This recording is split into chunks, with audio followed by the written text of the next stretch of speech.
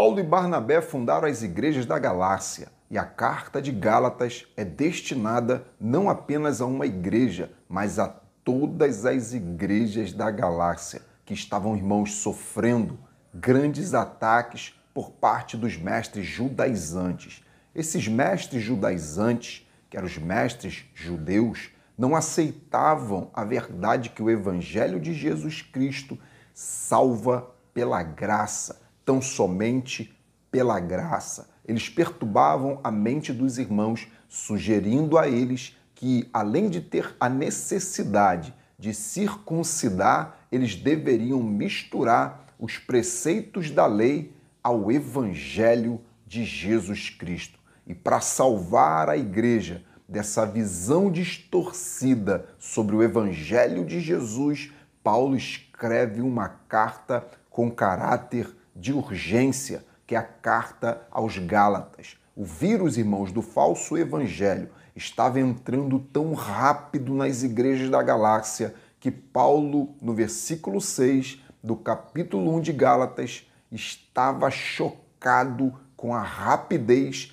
com que a igreja de Cristo estava se desviando para um outro tipo de evangelho. E aí, Paulo acrescentou que não existe um outro evangelho, ainda que um anjo do céu ou qualquer outra pessoa ou o próprio apóstolo Paulo apresente um outro evangelho, Paulo diz que nada pode substituir o verdadeiro evangelho, o verdadeiro e único evangelho de Jesus Cristo.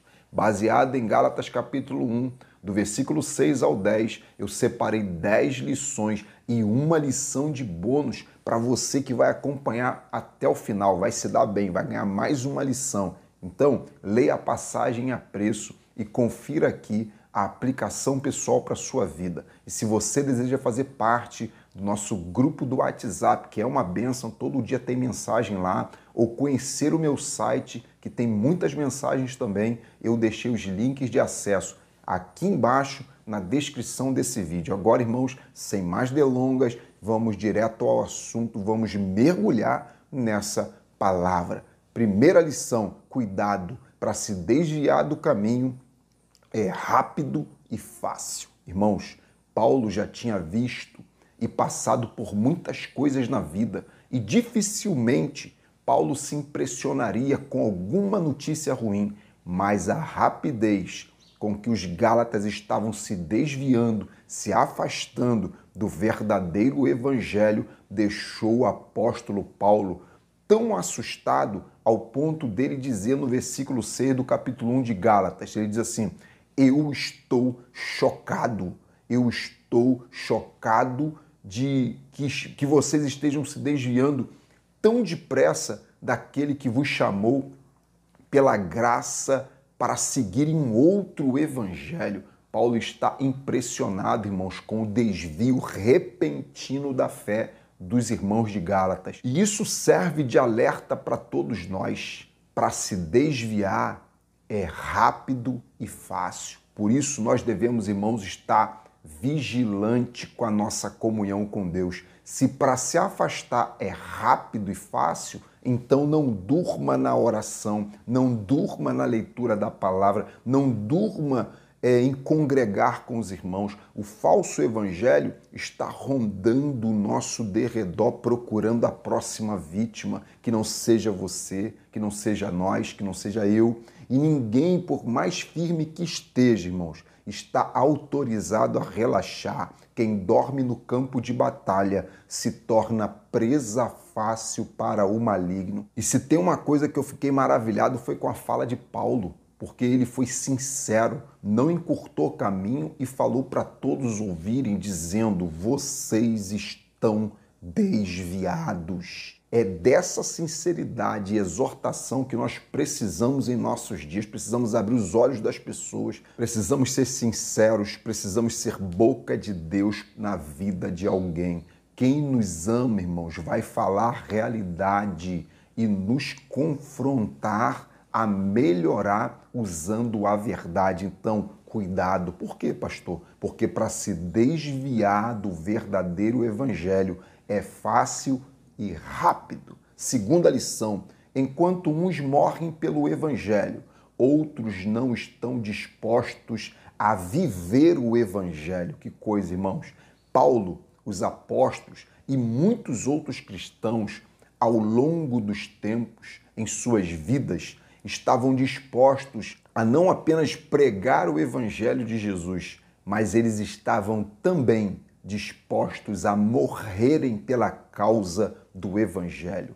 O próprio Paulo, irmão, chegou a dizer as seguintes palavras em Atos 21:13: Eis que estou pronto, não apenas para ser amarrado, mas também em morrer em Jerusalém pelo nome do Senhor Jesus. Diante de testemunhos, irmãos, como estes, devemos parar e refletir se estamos seguindo Cristo de todo o nosso coração ou não. Até onde estamos dispostos a ir pela causa do Evangelho de Jesus? O que estamos dispostos a renunciar? O que estamos dispostos a abrir mão de quê para seguir o Evangelho de Jesus Cristo? Muitos estão vivendo e vivem em países onde há uma ferrenha perseguição e predatória, uma perseguição predatória aos cristãos, mas não negam a Jesus. Os homens e mulheres de Deus sabem que a qualquer momento podem ser mortos, mas mesmo assim carregam a sua cruz e seguem com a fé valente e inabalável no Evangelho de Deus. Em nosso país, irmãos, não existe uma árdua perseguição como em outros países. Dificilmente alguém morre por ser cristão aqui no Brasil. Aqui basta estar disposto a viver o Evangelho de Jesus Cristo. Mas mesmo assim, com toda essa liberdade que nós temos, tem gente abandonando Jesus por não estarem dispostos a apresentar o mínimo de renúncia para permanecer na presença de Deus. Que isso, irmãos? Quem é você nesse cenário? Em que nível está a sua fé? No nível do viver ou morrer ou abandonar o Evangelho de Jesus Cristo? Terceira lição: alguns não são todos. Perceba que Paulo não generaliza. Ele não diz que todas as pessoas estavam pregando um falso evangelho. Ele diz assim, no verso 7, o que acontece é que algumas pessoas estão confundindo vocês com o objetivo de corromper o evangelho de Jesus Cristo. Perceba que Paulo disse que alguns, mas não disse que todos os mestres judaizantes estavam corrompendo o evangelho de Jesus. Então, pega essa visão, nunca generalize, jamais confunda alguns com todos. Não são todos os líderes, irmãos, que estão pregando um falso evangelho. Nunca será. Há muitos homens e mulheres de Deus suando a camisa para continuar pregando e vivendo o verdadeiro evangelho. Então, alguns não são todos. Essa ideia de que tudo está perdido e que todas as igrejas pertencem, se venderam para um falso evangelho, é mentira. É para te desviar da verdade, é para que você generalize. E quem é comprometido com a verdade e está assistindo esse vídeo, sabe muito bem do que eu estou falando. Existem muitas igrejas sérias, muitas igrejas abençoadas, muitos homens e mulheres de Deus. Então, o alguns só são todos na boca dos injustos. Quarta lição: o mensageiro não é maior do que a mensagem do evangelho. Irmãos, veja o exemplo lindo do apóstolo Paulo. Paulo disse no verso 8 que ainda que ele ou algum do colégio apostólico anuncie outro evangelho, eles deveriam ser considerados como homens e mulheres amaldiçoados. Com isso, Paulo afirma que ele não é maior do que a palavra que ele prega. Ou seja, se ele ensinar alguma lição e ela não coadunar, não tiver base bíblica, ele está dizendo, não me ouçam. Se ele disser alguma coisa e a Bíblia disser outra, olha a transparência, fique com o que está escrito. Paulo sabe, irmãos, que não é maior do que a mensagem que ele prega. Paulo sabe que o evangelho não é puro e verdadeiro só porque ele está pregando negativo. Ele sabe que o evangelho é puro e verdadeiro porque foi entregue a ele por Jesus Cristo. Jesus é o caminho, a verdade e a vida. Então, cuidado com esse evangelho antropocêntrico, que coloca o pregador acima e mais importante do que a mensagem. E para você que prega ou ensina, saiba de uma coisa, o que prova a verdade do seu ministério não é a sua popularidade, não são as curtidas que você tem na mídia social, mas sim a sua fidelidade a Deus. No verdadeiro evangelho, Jesus Cristo é o verdadeiro herói da história. Ele não usou máscara e não usou capa, ele usou cruz. Quinta lição, o verdadeiro evangelho tira o homem da maldição e leva para a bênção, mas o falso evangelho tira o homem da bênção e coloca o homem, leva o homem para a maldição. Nos versículos de número 8 e 9, Paulo repete a frase que diz que se alguém pregar um outro evangelho, este alguém é maldito ou amaldiçoado. Só o evangelho de Jesus Cristo tem o poder, irmãos, de transportar alguém da maldição para a luz, para a bênção. Quem segue o evangelho de Cristo recebeu a maior bênção da sua vida. Então, não saia. Quer um conselho? Não mude. Se for para mudar, mude para melhor. E para mudar para melhor, continue na presença de Deus e permaneça no evangelho da benção. Para quem está seguindo o evangelho de Cristo, não existe maldição. Até os momentos difíceis da vida não entra para a categoria de maldição, mas sim de lição, de aprendizado, que vem para nos amadurecer.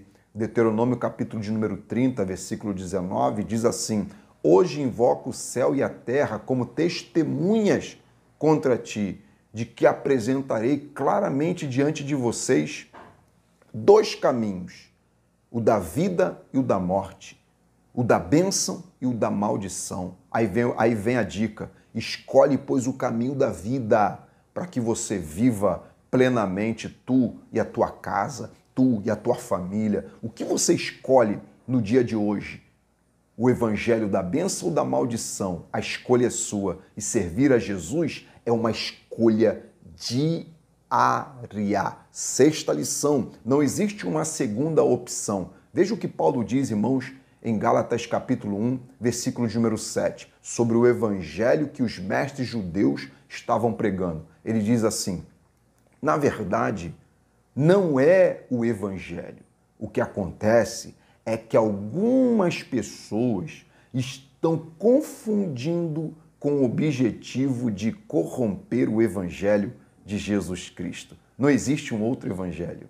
O que Paulo está dizendo, irmãos, é que não existe um evangelho, como outra opção, um outro evangelho verdadeiro, mas somente um. Não existe uma segunda opção de evangelho que salva. Isso porque a primeira opção, olha só, que é o evangelho de Jesus Cristo, não falhou. Deu tudo certo.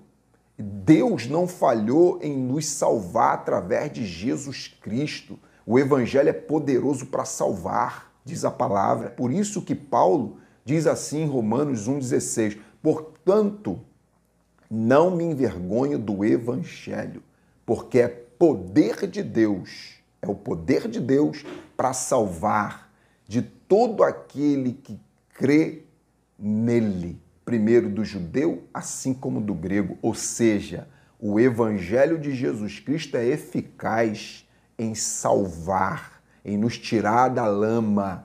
Ele, o evangelho, é as boas novas de salvação. Na verdade, o que Paulo quer dizer é que o outro evangelho não passa de um falso evangelho. Era um evangelho só de nome. Não existe um outro evangelho verdadeiro. Ou ele é falso, ou ele é o verdadeiro evangelho que você está seguindo. Sétima lição: para agradar aos homens, tem que pregar um outro evangelho. Eita, Jesus amado, foi forte isso aqui, irmãos. O evangelho de Cristo não conforta. O evangelho de Cristo confronta, colide. O verdadeiro evangelho não fala sobre o que os homens querem ouvir, mas sim o que eles precisam ouvir. O evangelho verdadeiro de Cristo é confronto. Por quê? Não massageia o ego de ninguém. Ele destrói o nosso ego. É por isso, irmãos, que Paulo diz assim no versículo 10, porventura procuro eu agradar os homens? Ou busco a aprovação dos homens ou de Deus? Ou estou tentando ser apenas agradável às pessoas? Paulo diz, se eu estivesse buscando agradar os homens, não serviria para ser chamado de servo de Jesus Cristo. Paulo disse isso, irmãos, porque os mestres judaizantes queriam misturar o evangelho com as práticas judaicas. E aí, eles pregavam que para alguém ser salvo, deveria ser circuncidado. Com isso, eles atacavam Paulo, dizendo que Paulo estava desobrigando, tirando obrigações do evangelho, desobrigando os novos convertidos a guardar a lei para agradá-los. Opa, agora ficou mais fácil. Paulo tirou a circuncisão, Paulo tirou esses costumes aqui, agora ficou mais fácil para a gente seguir esse evangelho. Só que Paulo está apresentando o evangelho puro e simples, sem tirar nada. Amém? Porque tem muita gente tirando coisas do evangelho para agradar, para tornar ele mais acessível, para tornar ele mais leve. Só que esse evangelho é um outro evangelho. Então, esses mestres judaizantes diziam que Paulo tirava a guarda da lei para agradar aos homens. Só que não. Com isso eu aprendo, irmãos, que se estamos trabalhando para agradar as pessoas, teremos que pregar tudo, menos o evangelho genuíno de Jesus Cristo. Então, não mude a mensagem do evangelho. Não afrouxe a corda da resistência na igreja para agradar ninguém. Você é líder? Segura, mantenha a linha de resistência. O nosso compromisso é com a verdade de Jesus Cristo. Oitava lição: evangelho é campo de batalha. Evangelho, irmãos, não é colônia de férias, como disse o pastor Hernandes Dias Lopes. Ser cristão é declarar guerra contra o império do maligno. Ser cristão não é estar protegido em uma redoma de vidro e, contudo, dando sempre super certo. Quem escolheu Jesus Cristo disse não para o diabo. Entendeu isso? Disse não para as trevas. Porém, tem uma notícia linda. O maligno só persegue quem não é dele. Se você está sendo perseguido, é porque você está no evangelho. Amém? Maior é aquele que está conosco do que aquilo que o inimigo se levanta. Em Marcos, capítulo de número 4, 35, Jesus ordenou aos seus discípulos para que atravessassem para o outro lado, para ganhar um novo território. Durante a viagem, uma grande tempestade se levantou. Nessa ocasião, Jesus repreendeu a tempestade. Perceba que a tempestade foi repreendida. Amém? Porque a tempestade só se levantou porque os discípulos estavam com o propósito de atravessar para o outro lado. Com isso eu entendo que somos perseguidos, abatidos, estamos em guerra só porque decidimos passar para o outro lado, porque passamos para o lado de Jesus. Não pertencemos mais ao mal, ao mundo. Nós decidimos mudar o nosso destino, pertencendo para sempre a Jesus Cristo. Então, estamos em guerra, mas já entramos mais do que vencedores nessa batalha em nome de Jesus. O cristão em Cristo não entra na batalha para ser vencedor. Ele já é mais do que vencedor quando entra na batalha. Então, você não busca vitória, você já entra na condição de mais do que vencedor. É batalha porque você está no caminho certo. O mundo só tem tapete vermelho para quem é dele. Nona lição: evangelho não é informação, é transformação. Que isso, irmãos? Possuir informação sobre o verdadeiro evangelho é bom, mas não é o suficiente. Toda informação que temos sobre o evangelho de Jesus Cristo deve andar de mãos dadas com a transformação que ele proporciona, senão não adianta. Ouvir e não praticar não resolve o nosso problema. Conhecer na Bíblia vem do A palavra conhecer na Bíblia vem do hebraico iada. Essa palavra, irmãos, aponta para um conhecimento profundo sobre alguém. Conhecer aqui está relacionado com intimidade. É igual quando a Bíblia diz que Isaac conheceu Rebeca. Eles tiveram o quê? Um contato íntimo. Não se trata de quantidade de informação sobre Deus. E conhecer a Deus também é iada. Não se trata de informação sobre Deus, mas o quanto você se relaciona com seu Criador ao ponto de aceitar as mudanças propostas pelo Evangelho de Jesus Cristo. Com qual finalidade? Agradar aquele que te alistou para a guerra e não agradar pessoas, e não agradar o mundo, e não agradar o inferno. Então, receba força para transformar essa informação em transformação na sua vida. 10ª lição, o Evangelho é confronto. Aleluia. O nosso corpo, irmãos, pega essa visão aqui, ele não busca confronto. A nossa mente não pede confronto, só pede conforto. É por isso que, se deixar, as pessoas passam horas e horas assistindo vídeos curtos no celular sem perceber, sem sentir nenhum desconforto. É ou não é verdade? Amém? E as pessoas não conseguem fazer o mesmo, irmãos, quando vão ler Bíblia, quando vão orar, quando vão na hora de ir para a igreja. Por quê? Para a nossa mente, para o nosso corpo, isso é confronto. E se depender do corpo e da mente, é só conforto. Porém, irmãos, a Bíblia e o Evangelho de Jesus Cristo nos confrontam para nos fazer crescer, porque você não cresce no conforto, só no confronto. O Evangelho não afaga, não amacia o nosso ego, ele destrói o nosso ego. O Evangelho te aceita do jeito que você está, mas não te aceita do jeito que você é. Pegou? É confronto radical do céu para a sua vida. Deus confrontou Elias na caverna e Elias saiu de lá mais forte do que quando entrou. Deus confrontou a cidade de Nínive e ele disse, através de Jonas, dentro de 40 dias Nínive será subvertida, será destruída. A cidade se arrependeu com esse confronto. Deus confrontou Davi através do profeta Natã e ele caiu em si e se arrependeu, ainda escreveu salmos de arrependimento para nossa edificação. Então, receba as mudanças necessárias do céu que vem através do confronto. Aceite as mudanças necessárias e suba de nível a cada ano, a cada mês, a cada semana, a cada dia. E agora, irmãos, a lição bônus para você que chegou até o final. Eu tenho uma boa notícia para você. Essa é a lição bônus.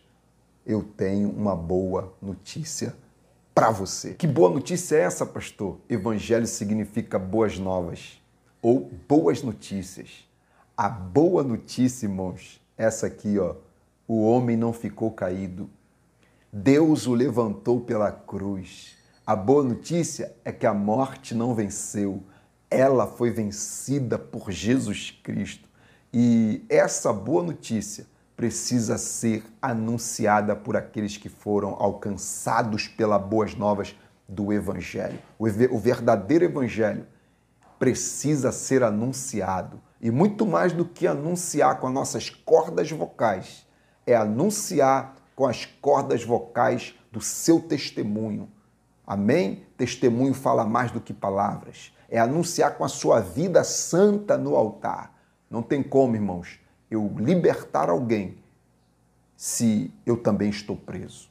A Bíblia diz assim lá em Isaías 52:7, como são maravilhosos sobre as colinas os pés daqueles que anunciam o Evangelho ou daqueles que anunciam boas novas, que trazem boas novas de paz.